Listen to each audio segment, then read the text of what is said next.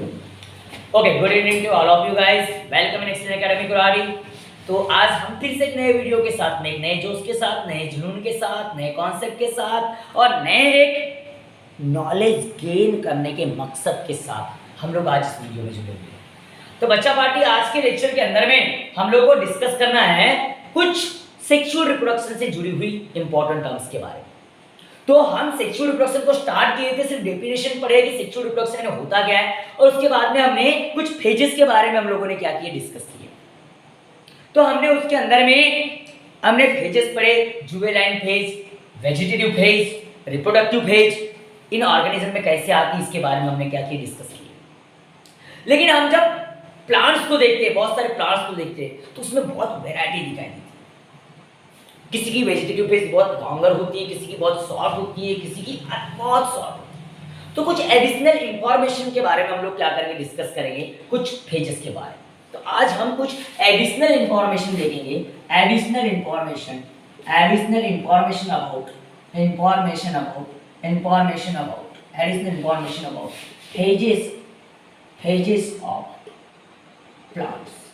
Phases of plants.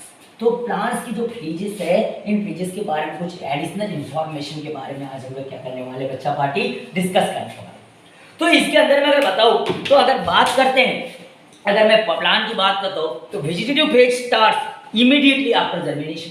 मैंने बता चुका हूं आपको, मैंने एक चीज आपको पहले ही बता चुका हूं कि अगर बात करोगे इन प्लांट्स, क्या बोलोगे, इन प्लांट्स वेजिटेटिव क्या बोलोगे, वेजिटेटिव फेज स्टार्ट्स, क्या बोलोगे, स्टार्ट्स इमीडिएटली, क्या बोलोगे, इमीडिएटली आफ्टर द जर्मिनेशन। जैसे जर्मिनेशन हो गया वैसी उनकी वेजिटेटिव फेज क्या होती है, स्टार्ट होती है।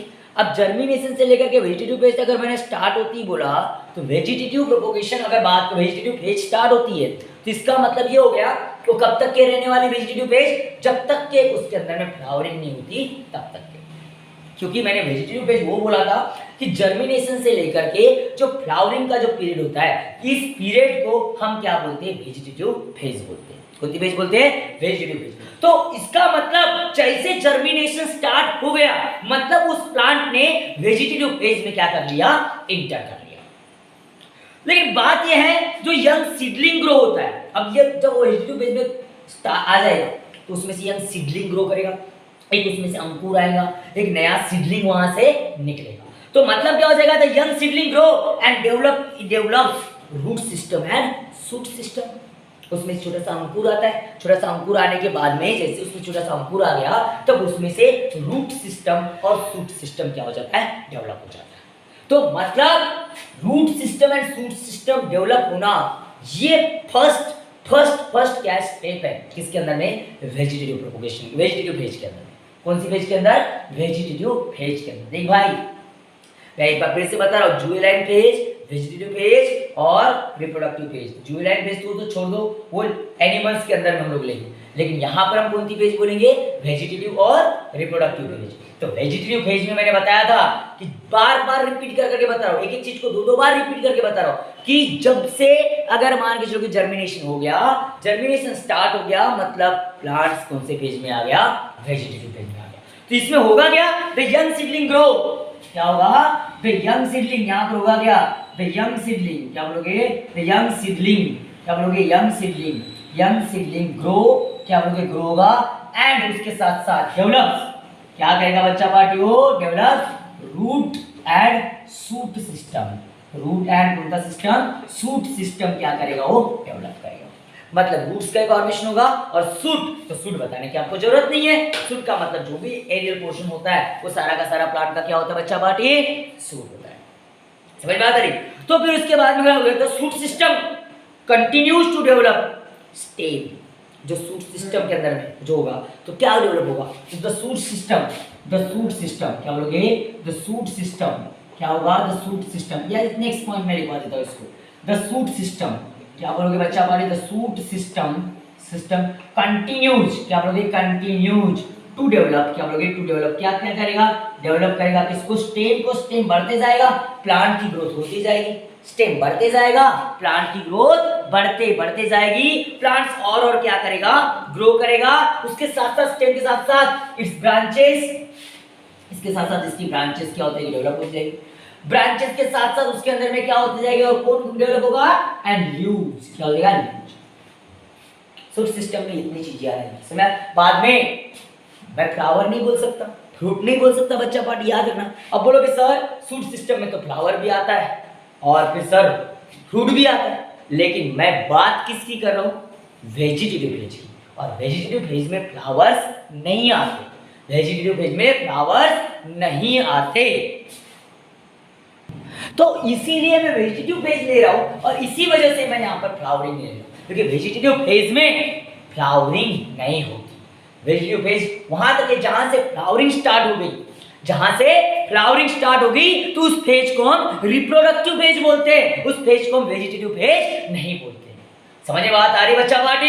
तो वेजिटेटिव रिप्रोडक्शन के लिए वेजिटेटिव अगर फेज बात कर रहे हो तो सिर्फ आप उन्हीं की बात करोगे, सूट सिस्टम में उन्हीं पार्ट को लोगे कि जो फ्लावरिंग से पहले है। तो फ्लावरिंग से पहले कौन कौन से पार्ट है, तो फ्लावरिंग से पहले स्टेम है, उसकी ब्रांचेस है और उसके क्या है, लीव्स है। इन्हीं का क्या होगा, डेवलपमेंट होगा किसके अंदर में, वेजिटेटिव फेज के अंदर। इज इट क्लियर बच्चा पार्टी? और तीसरी बात अगर इसके अंदर में बताना चाहूँ, अगर बात करोगे तो this phase is variable duration, लेकिन ये फेज जो है इसका ड्यूरेशन वेरिएबल होता है। दिस फेज क्या बोलोगे, this phase is variable duration, variable duration. इस फेज का ड्यूरेशन अलग अलग होता है, वो डिपेंड करता है तो प्लांट किस प्रकार का है, उसका लाइफ स्पान कितना है, उसका लाइफ स्पान कितने दिनों का है, वो कितने दिनों का प्लांट है, इसके ऊपर में वो डिपेंड करेगा कि वो प्लांट्स का वेजिटेटिव फेज का ड्यूरेशन कितना होगा। मतलब different plants have a different duration, different plants have a different duration and the annual plants start flowering at the end of the season। annual plants में क्या होता है, फ्लावरिंग एक end of the season, मतलब एक season के and में, मतलब annual plant का लाइफ कितने होता है, 3 to 4 मंथ का होता है। तो जैसे सीजन खत्म होते आता है तो लास्ट के 1 मंथ में फ्लावरिंग हो जाती है, मतलब वो generally vegetative phase 1 to 2 month की होती है उनके अंदर में। समझ में आता है क्या? तो उसके ड्यूरेशन में, और पेरिनियल प्लांट जो होते हैं वो क्या होते हैं, वो कई सालों तक के, पहले स्टार्टिंग में क्या नहीं होती, फ्लावरिंग नहीं होती। तो डिपेंड करेगा ये कि प्लांट किस प्रकार का है, एनुअल है कि पेरिनियल है, एनुअल है कि पेरिनियल। तो एनुअल प्लांट्स के अंदर में जो होते हैं वो सीजनल होते हैं। वो कैसे होते हैं, सीजनल। और सीजनल होते हैं तो जनरली उनका जो लाइफ स्पान होता है 3 to 4 मंथ का होता है। 3 to 4 मंथ के लाइफ स्पान में 1 to 2 मंथ तक के उनका क्या होता है, जनरली क्या होता है कि वेजिटेटिव फेज होती है, बाद में उनकी क्या आ जाती है, रिप्रोडक्टिव फेज आ जाती है। उम्मीद कर रहा हूँ कि आपको समझ में आ रहा होगा।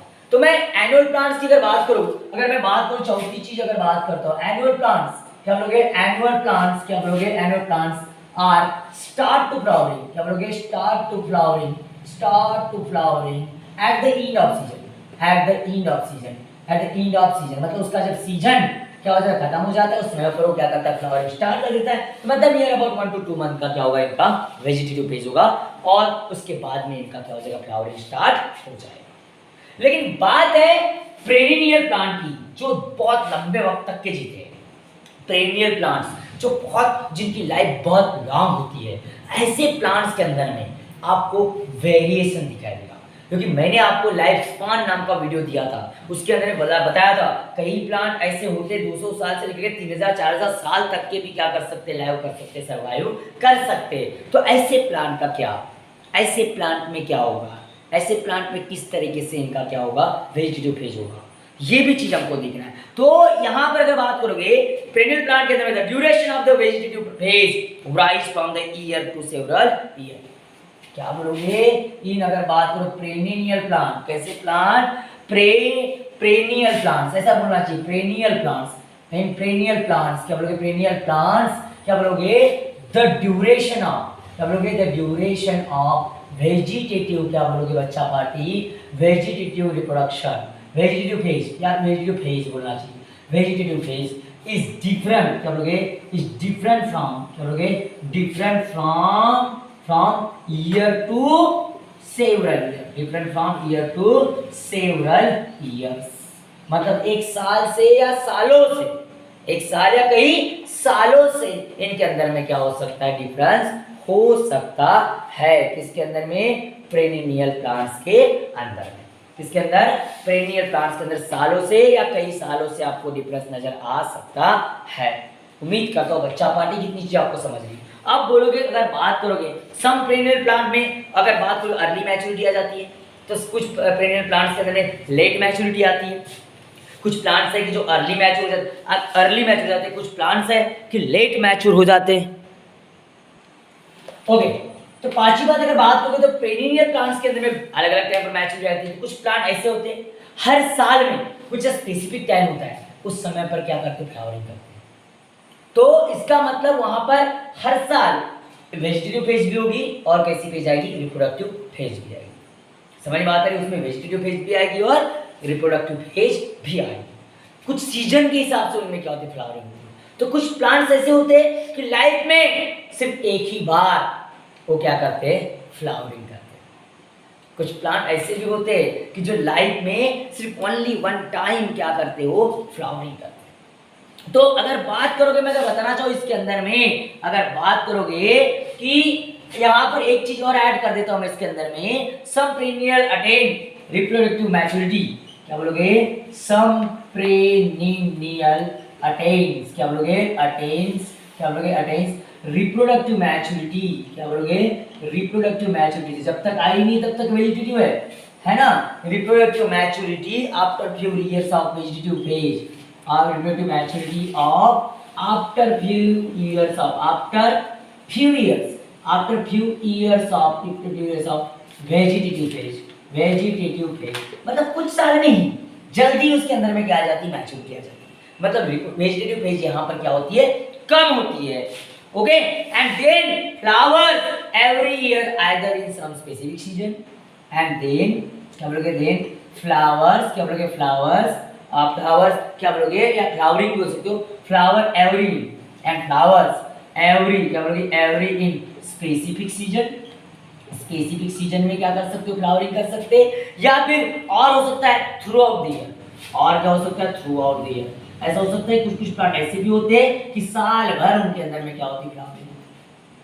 लेकिन कुछ सम एक्सेप्शनल प्लांट है, बट प्रॉब्लम ये है कि सम एक्सेप्शनल प्लांट्स है इसके अंदर में भी, some exceptional plants, some exceptional plants, बोलोगे सम एक्सेप्शनल प्लांट्स। ये बहुत इंपॉर्टेंट पॉइंट है भाई, ये बहुत इंपॉर्टेंट पॉइंट है, ये बहुत इंपॉर्टेंट पॉइंट है, आया पॉइंट है।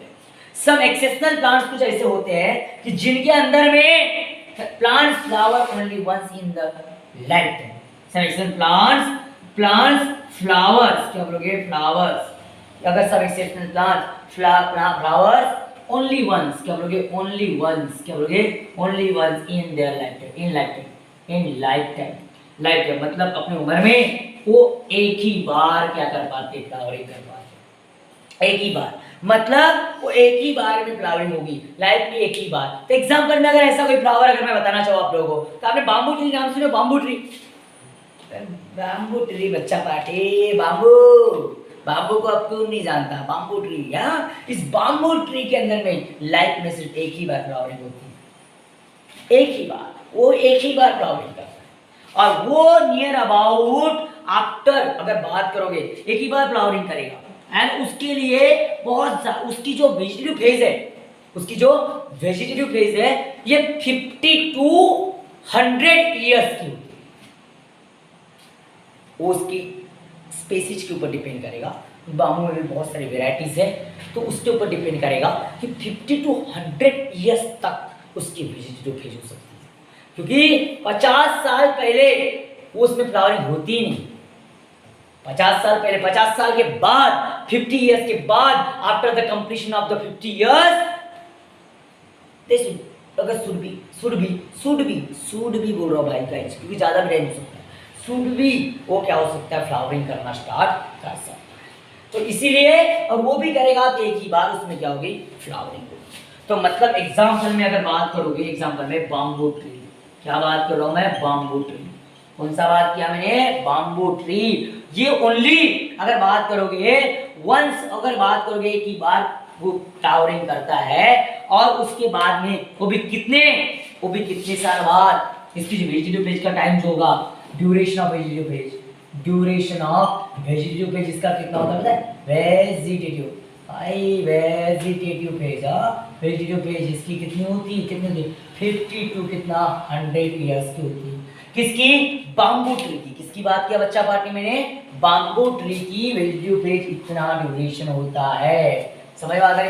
मस्का मतलब ये हुआ कि मैंने पहले बोला फ्लावरिंग स्टार्ट तो वेजिटेटिव फेज खत्म, मतलब ये 50-60 साल के 50 से 100 साल में कभी भी वो क्या हो सकता है, फ्लावर हो सकता है।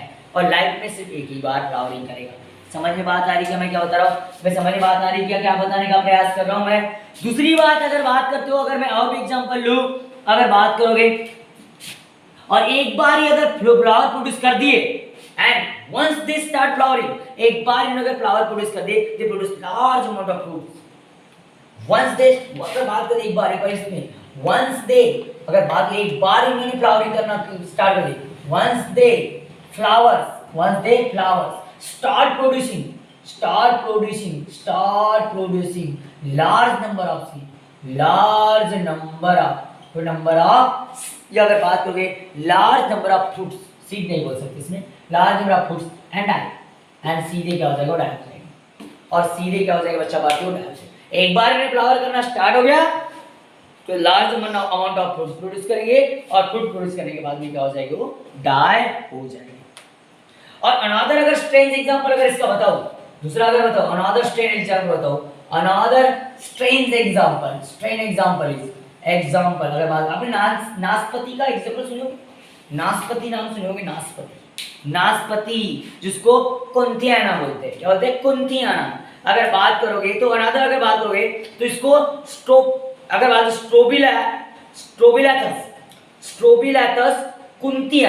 स्ट्रोबिलैथस कुंथियाना मतलब क्या हो गया, नाशपाती। क्या हो गया, नाशपाती। ये जो प्लांट होता है ना बेटा, ये नाशपाती नहीं होता है। स्ट्रोबिलैथस कुंथियाना मतलब नाशपाती नहीं होगा, इसको अलग नाम है, सॉरी।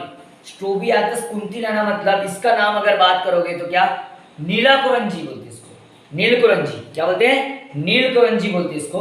नीलकुरंजी जो होता है फ्लावर्स वंस इन 12 इयर्स। ये जो प्लांट होता है ना, ये 12 साल में एक बार फ्लावरिंग करता है। कितने साल में, 12 साल। 12 इयर्स के बाद में ओनली वन टाइम क्या करता है, फ्लावरिंग करता है। This plant flower during September to October. This plant अगर फ्लावर करता है कब में, सितंबर टू अक्टूबर में क्या करता है, फ्लावर होता है।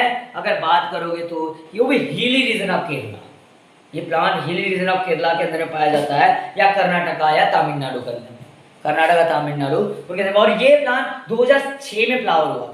2006, 7, 8, 9, 10, 11, 12, 13, 14, 15, 16, 17, 18 मतलब 18 में फ्लावरिंग हुआ होगा।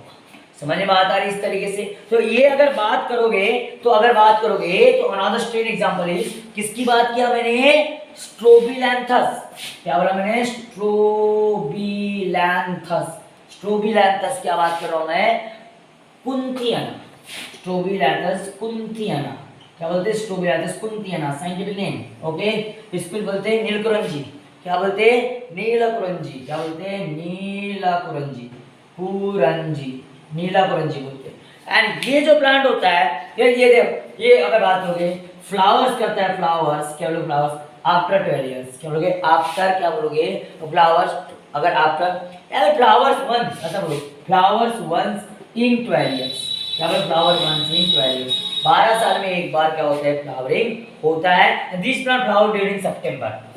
दिस प्लांट क्या बोलोगे, दिस प्लांट्स क्या बोलोगे, दिस प्लांट्स फ्लावर्स ड्यूरिंग, क्या बोलोगे, फ्लावर्स ड्यूरिंग, क्या बोलोगे, ड्यूरिंग सितंबर। कब प्लांट फ्लावर होता है, सितंबर टू अक्टूबर। सितंबर टू अक्टूबर में क्या करता है, प्लांट क्या करता है, फ्लावरिंग करता है। इन हिली, क्या बोलोगे, इन हिली, क्या बोलोगे, हिली एरिया ऑफ केरला। क्या बोलोगे, केरला, कर्नाटका, केरला, कर्नाटका। और उसके साथ साथ अगर एंड तमिलनाडु ऐसे रीजन में ये प्लांट क्या करता है, फ्लावरिंग करता है। मतलब इसकी जो रिप्रोडक्टिव फेज है ये 12 साल तक की होगी। समझ, बाद में तो रिप्रोडक्टिव फेज इसकी क्या हो जाएगी, स्टार्ट हो जाएगी।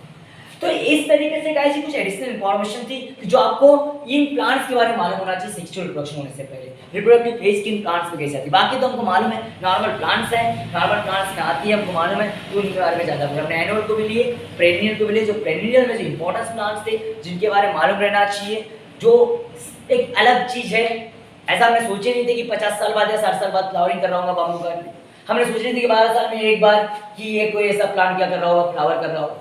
तो ये कुछ ऐसी चीजें हैं, हर 12 साल के बाद वो फ्लावरिंग करेगा, समझ में आता है। तो ये कुछ ऐसे अगर बात करोगे स्ट्रेन्स हैं, इससे वो स्ट्रेंजेस हैं जिनके बारे में हमको जानना बहुत क्या था, जरूरी था। ओके बच्चा पार्टी, उम्मीद करता हूँ कि ये आपको टॉपिक समझा होगा। इसका फटाक से स्क्रीनशॉट ले लो बच्चा पार्टी, बिल्कुल फटाक से स्क्रीनशॉट ले लो इसका। हाँ, तो ये जो चेंजेस हमने अभी तक के देखे, ये सेक्सुअल रिप्रोडक्शन से जुड़ी हुई टर्म थी जो प्लांट्स के बॉडी के अंदर में आते हैं। तो ये फेजेस कैसी थी, प्लांट से रिलेटेड भेज। तो अब ह्यूमन में ऐसे क्या चेंजेस आएंगे कि जहां से हम समझ लेंगे कि पहली वाली फेज जुवेनाइल फेज खत्म हो गई और अब रिप्रोडक्टिव फेज स्टार्ट हो गई।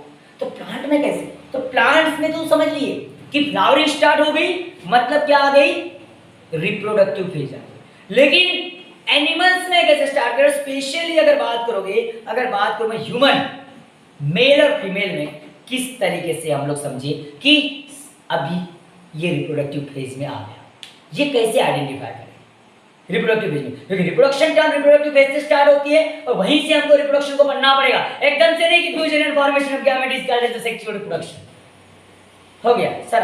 ऐसा नहीं ना यार, वो तो स्टेट बोर्ड वाले करते हैं बच्चा पाने, वो तो स्टेट बोर्ड वाले करते हैं कि sexual reproduction process the formation of fusion and अगर formation of gamete and fusion of gamete to form the diploid zygote.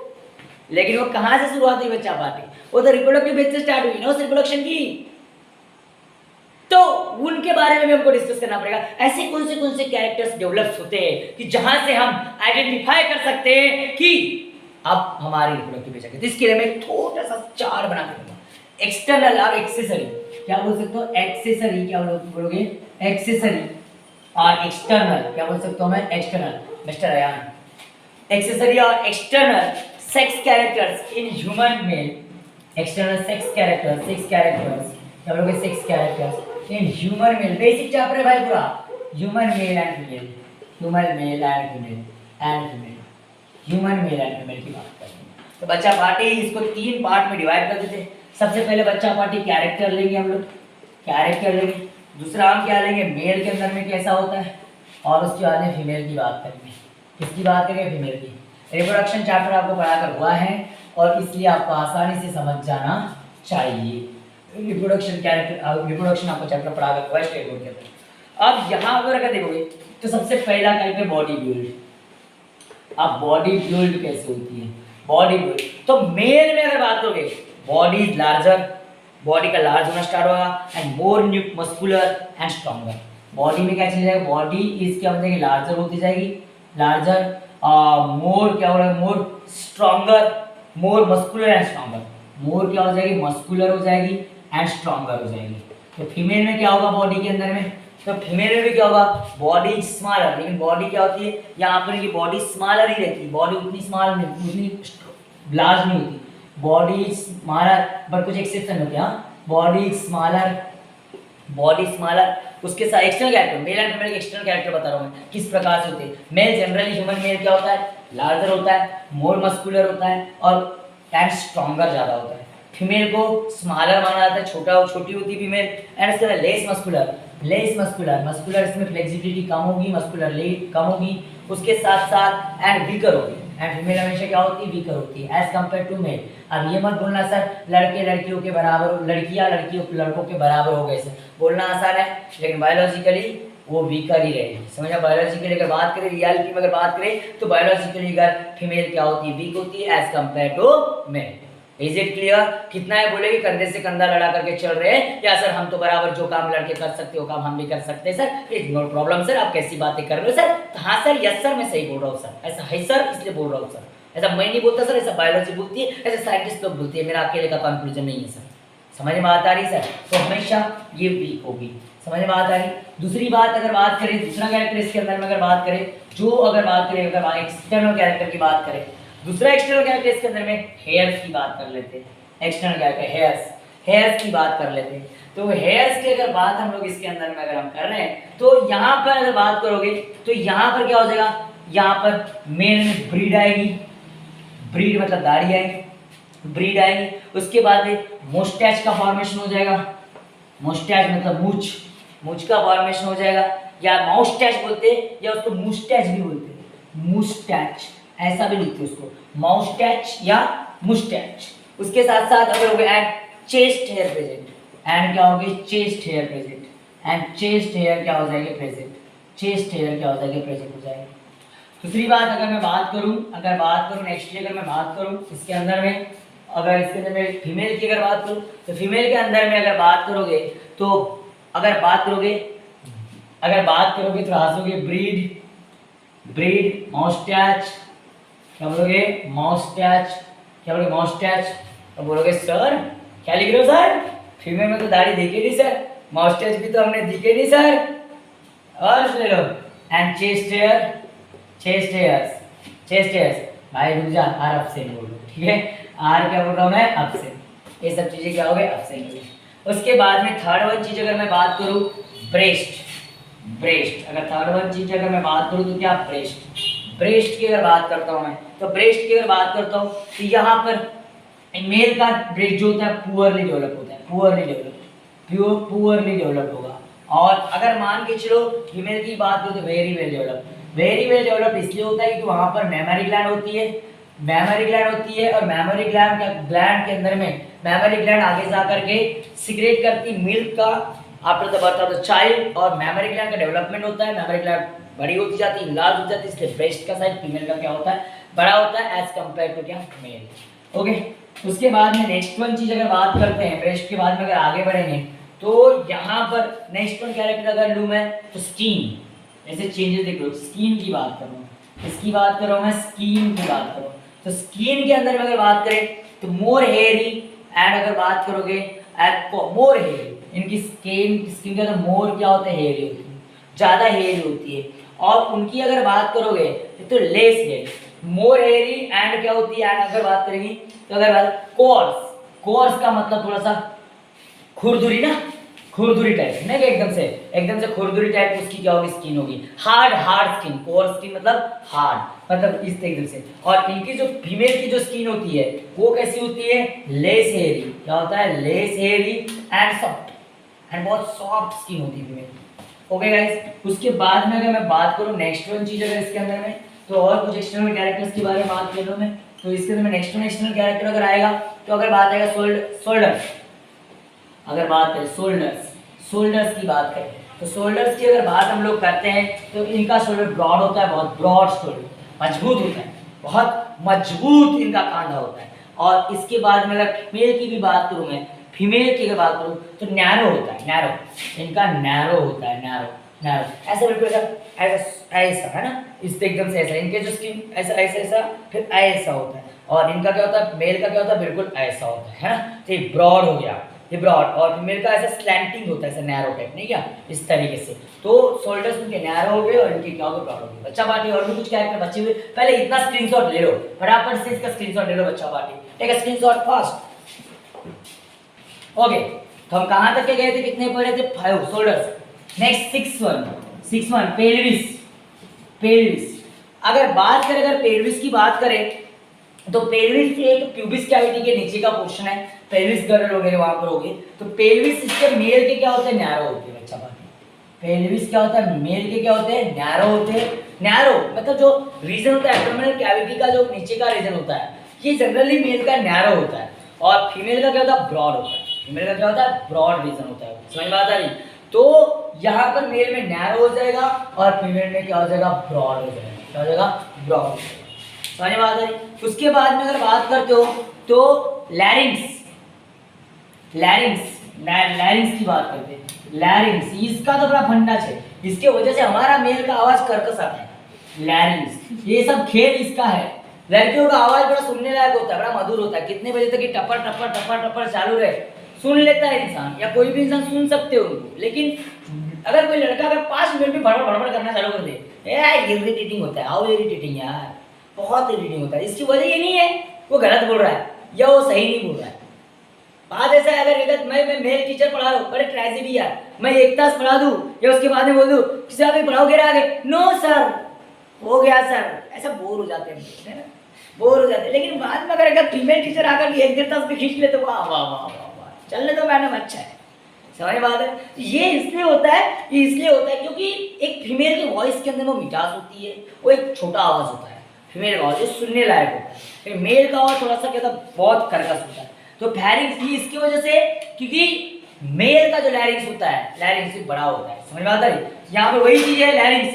तो prominent forward projection in the neck, यहाँ पर क्या होता है, प्रोमिनेंट क्या होता है, ये बहुत इजीली होता है, prominent forward position, forward position in the neck, क्या बोलोगे, इन द नेक। इसलिए तो ये हमारा ऐसा ढोटरा बाहर दिखता है।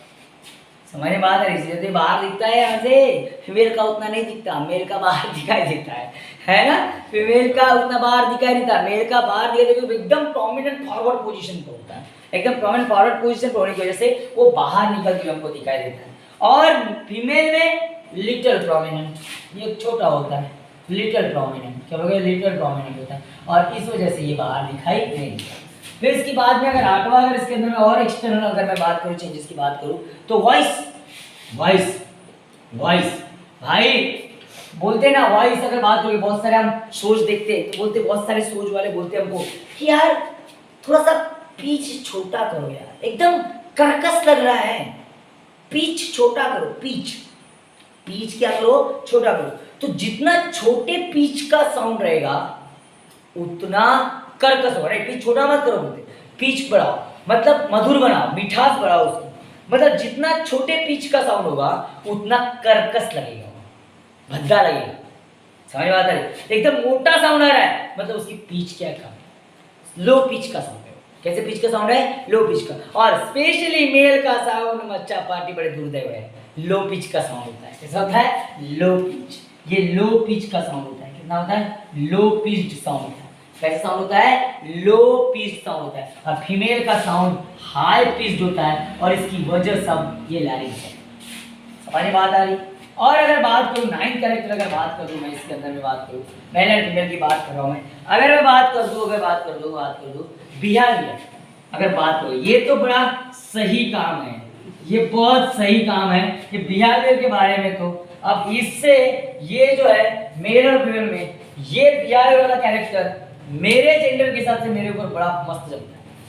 मेरे जेंडर के हिसाब से मेरे ऊपर बिहेवियर में कैरेक्टर बहुत अच्छा चीज होता है, क्योंकि अगर बात करोगे मेरा बिहेवियर कैसा है बताऊं, जो मेल का होना चाहिए वैसा ही है, और वो ऐसा है, देखो